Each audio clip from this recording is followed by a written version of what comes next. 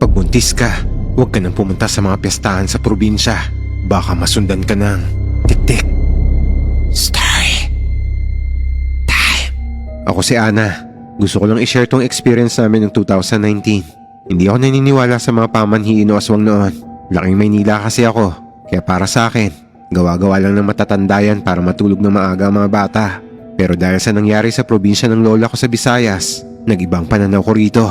Umuwi kami noon para sa piyesta. Kasama ko yung ate ko na 7 months pregnant na. Siyempre, masaya dahil nakapagbakasyon kami. Saka presko ang hangin. Tapos ang dami pang pagkain. Pero medyo isolated yung bahay nila lola. Mga 2 hektarya pa ng puno ng mangga bago ka makarating sa kalsada. Yung unang araw namin ay okay naman. Pero may napansin lang akong isang matandang babae, si Aling Kuring, na malayong kapitbahay nila lola.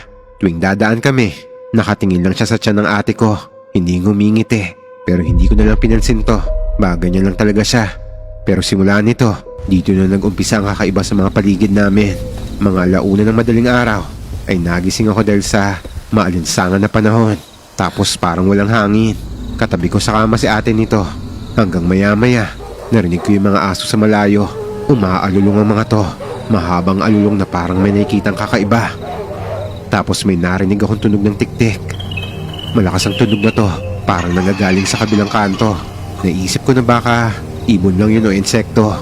Pero naalala ko yung kwento ng lola ko sa amin. Pag malakas daw ang tunog ng tik-tik, ibig sabihin malayo pa to.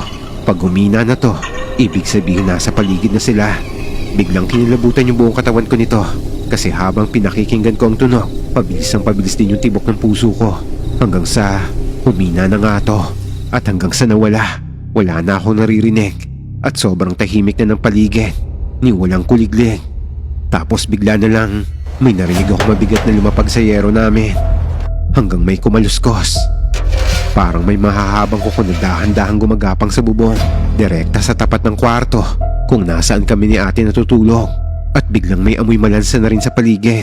Parang amoy ng pinatay na baboy sa palengke na binabad sa araw. Nanginginig na ako nito sa kaba, pero hindi ko alam kung bakit hindi ako makasigaw. Gusto kong gisingin yung ate ko nito, pero parang nakasleep paralysis ako sa takot. May butas yung kisame namin kasi gawa sa plywood to. Hanggang nakita ko na lang na may parang mahaba at itim na sinulid na bumababa mula doon at papunta yun sa tiyan ng ate ko. Manipis na dila na parang sinulid. Dito na bumalik ang ulirat ko. Sinampal ko ng malakas yung ate ko para magising at sumigaw ako ng napakalakas. Lola! Tito!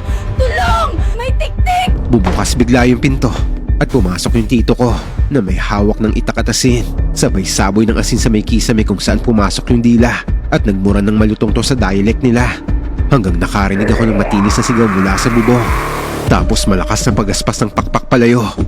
Matapos ang pangyayaring to, umuwi rin kami kagad ni ate kasi baka matuluyang makuha ang baby niya.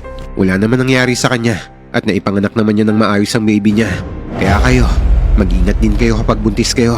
Lalo na sa mga liblib na lugar ng probinsya dahil baka kayo na ang next target ng mga tik-tik.